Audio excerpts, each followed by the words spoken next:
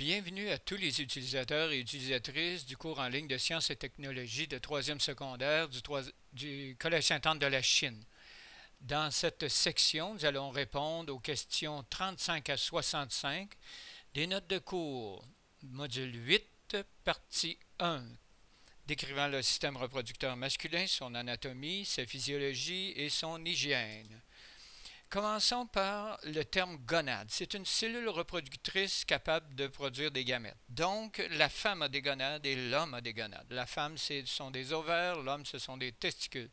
Deux testicules, leur rôle chez l'homme, produire les spermatozoïdes, qu'on appelle des cellules reproductrices mâles ou les gamètes mâles, et sécréter la testostérone. C'est vraiment la principale hormone et c'est d'elle que nous allons parler principalement pendant cette section.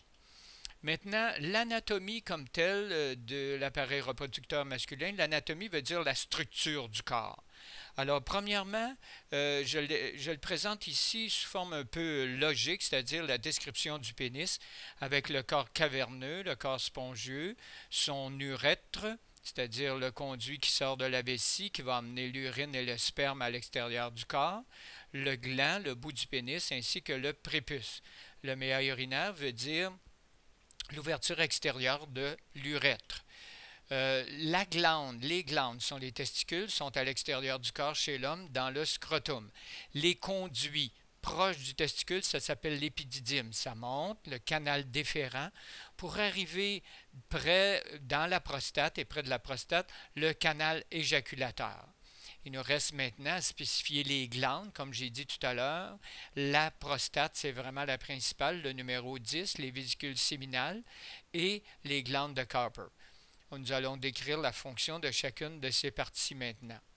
Vu de face, ce sont les mêmes structures, mais là, par exemple, on voit en gros la vessie, l'arrivée de la vésicule séminale, la présence de vésicules séminales et de la prostate, les conduits, canaux déférents de chaque côté, arriver le canal éjaculateur qu'on voit dans la prostate et le début de l'urètre avec les petites glandes de Carper qu'on retrouve ici et les corps caverneux et spongieux du pénis. Allons-y maintenant avec quelques qui suis-je pour réviser ou pour mettre en place les structures comme telles. Les glandes sexuelles, etc., etc., etc. Mémorisez bien ces mots, s'il vous plaît. Alors, ce sont, par exemple, à ajouter ici, partie du testicule qui fabrique les spermatozoïdes, les tubes séminifères. L'épididyme, comme j'ai dit, c'est le canal qui est au sommet des testicules. Le canal principal s'appelle le canal déférent. Le canal dans le pénis s'appelle l'urètre. L'organe copulateur, c'est-à-dire qui sert à la relation sexuelle chez l'homme, c'est le pénis. La glande principale qui fabrique 60% du liquide du sperme, c'est la prostate. Les vésicules séminales en sécrètent 30%. Les glandes de Copper sécrètent un mucus qui diminue les risques de détérioration des spermatozoïdes puisque ce mucus-là neutralise l'acidité de l'urine.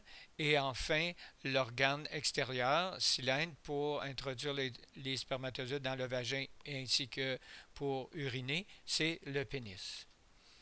Le système endocrinien, profitons-en pour le décrire chez l'homme et chez la femme. Premièrement, qu'est-ce que c'est une glande endocrine? C'est une glande qui rejette ses hormones directement dans le sang. Donc, une hormone, c'est quoi? C'est une substance chimique, déversée dans le sang évidemment, qui agit à distance sur un ou des organes. Voici les quelques glandes endocrines chez les humains. Alors, la glande maîtresse, c'est vraiment l'hypophyse. Et pour ce qui concerne l'appareil reproducteur, chez la femme, c'est les ovaires et les testicules chez l'homme. Pour montrer ici l'importance de l'hypophyse, voyez-vous, elle sécrète des hormones pour gérer la sécrétion de beaucoup de glandes, comme on a ici la thyroïde, elle gère la croissance, elle provoque la croissance, elle gère aussi les hormones de stress, elle va gérer le cycle menstruel chez la femme, développement de la puberté chez le garçon, elle va faire couler le lait des seins lorsque la femme va allaiter par la prolactine et elle va provoquer l'accouchement par l'ocytocine. La puberté, qu'est-ce que c'est? C'est un ensemble de modifications physiologiques et psychologiques qui se produisent lors du passage de l'enfance à l'adolescence. Les deux principaux changements visibles chez les gars et les filles, c'est le changement de taille et de poids. Donc, il y a une croissance rapide à ce moment-là. Les changements sexuels, c'est évidemment la maturation des organes génitaux et l'apparition des caractères sexuels secondaires, masculins chez l'homme et féminins chez la femme. Deux changements psychologiques. C'est l'apparition du désir sexuel, appelé aussi libido, la quête d'identité, d'autonomie, d'appartenance et une certaine instabilité émotive due à tous ces changements importants dans le corps. Continuons maintenant avec la physiologie du système reproducteur masculin. Comment la puberté commence chez le garçon? Premièrement, il y a deux glandes qui se parlent. Celle qui dirige, c'est l'hypophyse. Elle parle aux testicules, spécialement aux cellules de Leydig. Elle leur dit, par deux hormones, FSH et LH, sécréter la testostérone. Alors, voyez-vous, celle qui déclenche, c'est l'hypophyse. Alors, même si FSH et LH, ça a été découvert chez le cycle de la femme, les hommes aussi, nous en avons de la LH et de la FSH. Par contre, les deux sont sécrétés en même temps. C'est pour ça qu'il n'y a pas de cycle chez l'homme. Donc, la testostérone va faire produire les spermatozoïdes par les tubes séminifères du testicule et va provoquer l'apparition des caractères sexuels secondaires masculins, CSSM. Revenons dans quelques secondes là-dessus. Alors, nomme deux glandes endocrines, c'est un résumé sous forme de question. L'hypophyse et testicules, les deux hormones hypophysaires sont FSH et LH. Le rôle de la FSH et LH, stimuler la sécrétion de testostérone par les cellules de Leydig du testicule. Maintenant, la principale hormone en masculine, c'est la testostérone. Qu'est-ce qu'elle fait? Elle active la formation des spermatozoïdes par les tubes séminifères du testicule et provoque l'apparition des caractères sexuels secondaires masculins, CSSM. Quelques-uns, trois principaux, la mue de la voix, l'apparition du poil, principalement la barbe, le poil aux aisselles et au pubis. Il peut y avoir du poil aussi sur le corps, dépendamment de l'hérédité de l'homme. L'augmentation de la masse musculaire, puisque la testostérone est la molécule de base des stéroïdes. Maintenant, complète ce schéma pour vous rendre en détail comment c'est fait un testicule. Alors, c'est fait de centaines de milliers de petits tubes qu'on appelle les tubes séminifères. En voici ici quelques-uns représentés et il y en a un ici qui est coupé. Alors, je veux faire le parallèle ici entre la méiose, c'est-à-dire un spermatogonie que l'on retrouve sur le bord du canal du tube séminifère, et la méiose qui va se dérouler pour faire 4 spermatozoïdes par cellule germinale mère.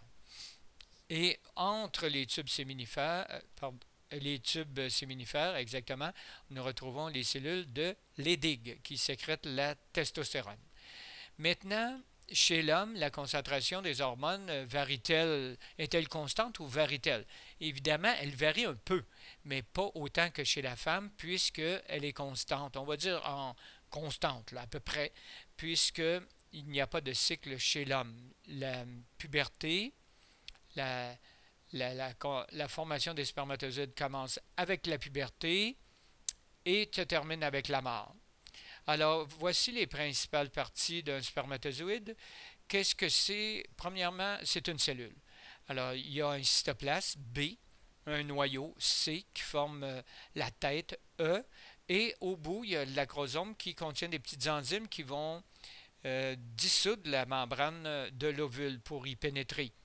Ici, le corps intermédiaire, c'est lui qui va faire bouger le flagelle ou la queue du spermatozoïde. Là-dedans, il y a des petites molécules d'actine, des molécules qu'on retrouve dans les muscles pour faire un mouvement, et beaucoup, beaucoup de mitochondries, donc beaucoup d'énergie. C'est pour ça que dans le sperme, il va y avoir beaucoup de sucre. Maintenant, les caractéristiques d'un spermatozoïde, il y en a 5. Sa tête est d'environ de 5 microns, sa longueur totale 50 microns. et il possède 23 chromosomes. C'est une cellule haploïde. Il vit environ 72 heures après l'éjaculation. Ils sont très très nombreux lors d'une éjaculation, 300-350 millions ou environ 100 millions par millilitre de sperme, et ils sont mobiles. Le sperme contient 10% de spermatozoïdes et 90% de liquide séminal.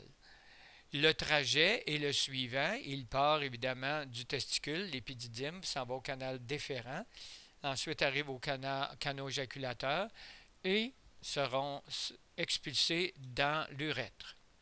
Maintenant, qu'est-ce que c'est l'érection? C'est l'augmentation du volume du pénis qui devient rigide suite à une accumulation de sang dans les corps caverneux ou spongieux. Vous voyez, dans l'image ici, on voit que dans un pénis normal, flasque, on voit qu'il y a autant d'entrées de sang que de sorties de sang, les petites flèches en rouge, les petites flèches en bleu. Lors de l'érection, il y a plus de sang qui entre et il y a beaucoup moins de sang qui sort. Donc, le sang est trappé, hein, il est comme retenu dans les trous des corps caverneux et spongieux. Voyez-vous les petits corps caverneux là? Ici sont presque vides, ici sont remplis, et une fois que l'homme a éjaculé, son pénis redevient flasque. Maintenant, qu'est-ce que l'éjaculation? C'est l'expulsion du sperme hors du pénis. La circoncision, c'est quoi? C'est l'ablation du prépuce. Là, ici, évidemment, on voit une opération qui montre une circoncision totale. Le médecin n'est pas obligé de tout enlever le prépuce puisqu'il peut faire une circoncision partielle. Qu'est-ce que le smegma? C'est une sécrétion pâteuse à la base du gland. C'est comme un mucus épais. Donc, il faut en tenir compte ici lors de l'hygiène quotidienne. Hein, enlever le smegma et le lavage quotidien des organes génitaux avec l'eau et du savon. Alors, bonne étude pour cette section et à la prochaine.